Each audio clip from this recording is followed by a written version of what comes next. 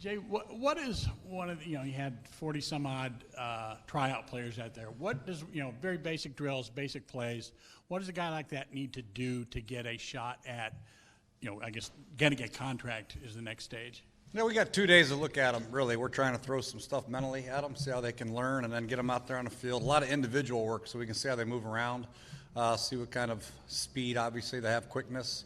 We can't do any live contact, so it's hard to see their physicality, but we can see a lot with their movement skills and all that stuff and how they learn and how they process information. So, it's tough to get a good evaluation on all of them, but with 2 days of work, the coach will get a good chance to get to know some of these guys, and hopefully we'll find a few. Jay, you guys draft one wide receiver. You have a bunch more in here with the undrafted free agents. It seems like that position back of the depth chart maybe is a little up in the air. What's your sense of these guys in here today, the fact that you have some interesting guys and how they may be able to fit in with what you guys already have? Yeah, I think that's an important process these next 2 days, see how they learn, because we're throwing quite a few plays at them, number one, and then get a chance to see how they run around and catch the ball, and then we do some one-on-one drills against defensive backs, see if they can separate. But for the most part, we just need to see which guys we're going to bring to camp, which we have a pretty good idea, but we're hoping that some of these tryout guys might sneak in the mix also. But I like what I saw from a lot of different guys. Tomorrow will be a good test for us, see how they improve in their performance. How did Duran look on his first day? He just put us up through individual. He looked good, big, strong, kind of what we thought. Yeah. Jay, past 2 years have been tough deals for your first-round picks, hurt and missing time and everything. What do you need from Duran? What do you need from Josh and Jonathan this year? Because it's tough to succeed if your first-round picks aren't coming through for you. Yeah, I think it's very important. It's a critical process as far as building football teams. Your first-rounders are critical in that process, and we expect a lot of things from Josh Doxson and obviously Jonathan Allen coming back from the injury.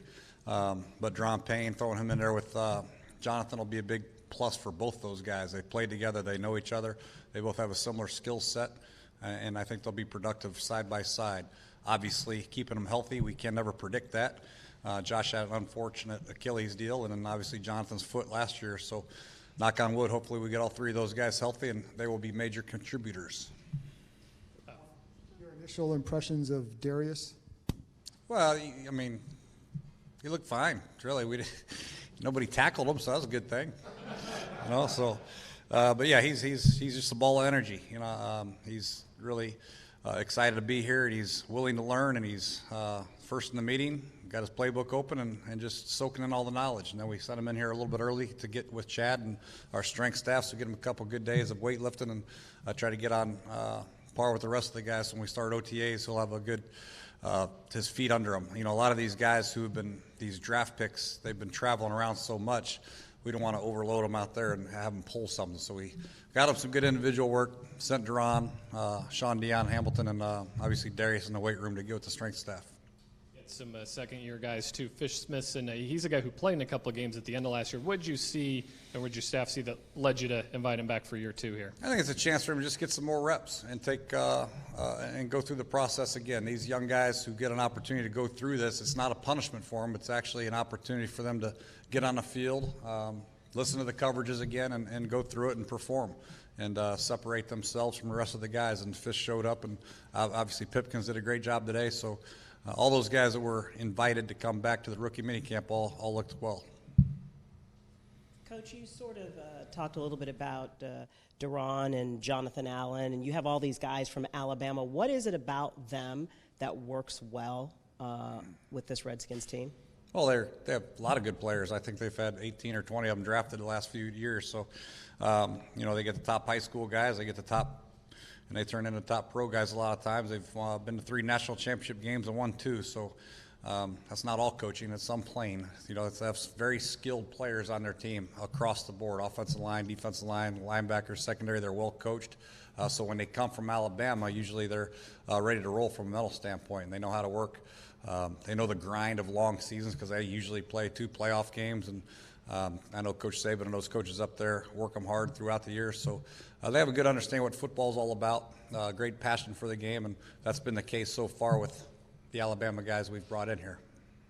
Jay, back here. You guys signed Quinn Blanding as an undrafted free agent. Did you guys have a lot of time to look at him during the draft process? And was it, one, surprising he was there, and two, a guy that you guys maybe were targeting in the draft that you were happy to sign? That he... Yeah, absolutely. You know, we were glad he was there.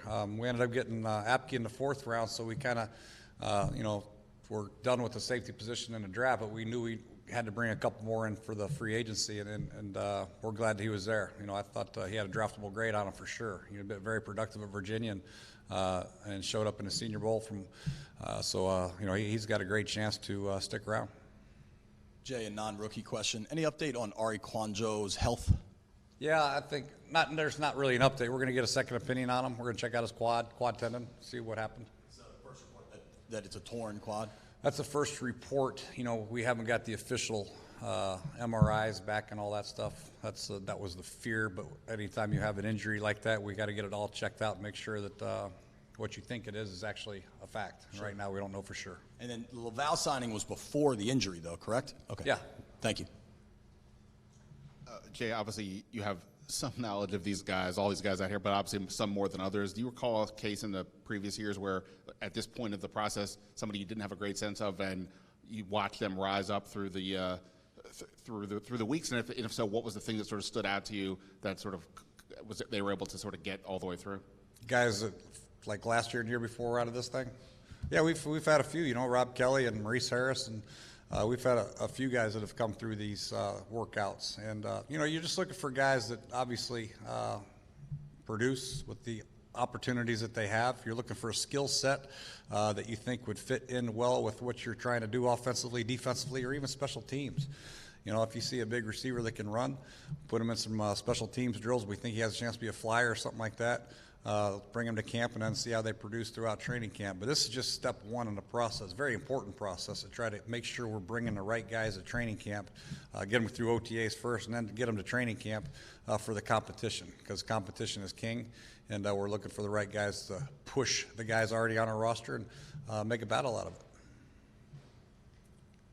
Coach, Greg Stroman can do a lot of things, one of which is return punts.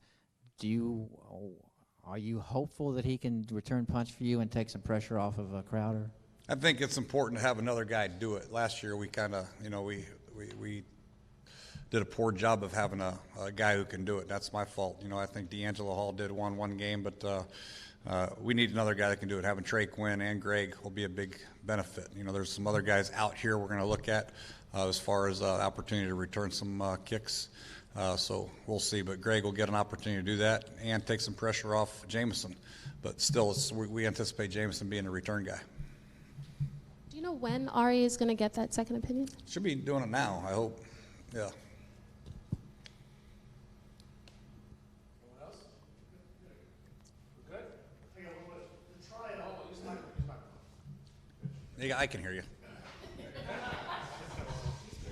Hey, Coach. The tryout process, the guys that are here for just on the tryout basis, how do they develop into the next step? Do all the coaches meet later and you guys go, there's a couple of coaches that go, oh, did you see number 30, how fast how does that come about? Yeah, that's exactly how it comes about, quite frankly. We study the film today, and then obviously tomorrow we'll go through it, and then all the position coaches and coordinators will get together, and the scouting staff, they'll evaluate also. We'll all get together and go through each individual player and see if they have a chance to come in here and compete. Thanks, Coach. All right, thank you.